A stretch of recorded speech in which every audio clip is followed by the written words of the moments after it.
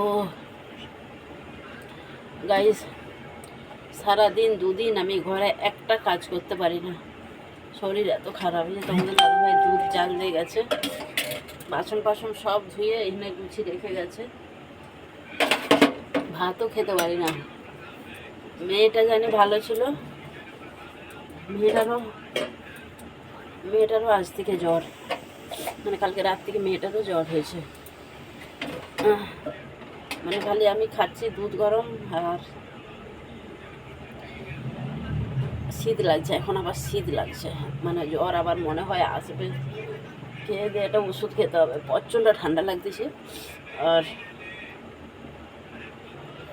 এখন আমি একটু দুধ খাবো, রাত্রে খাই খালি মুড়ি খাই আর দুধ, ভাত তো খেতেই পারি না, ভাত যেন তেতো।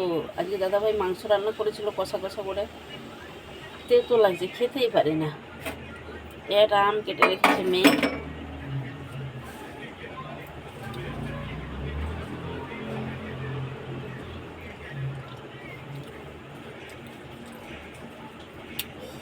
আমটা বেশ ভালো লাগছে।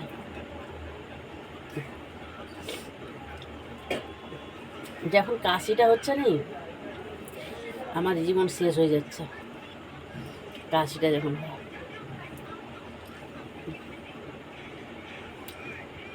এটাই বেশ টক টক মিষ্টি মিষ্টি লাগে না।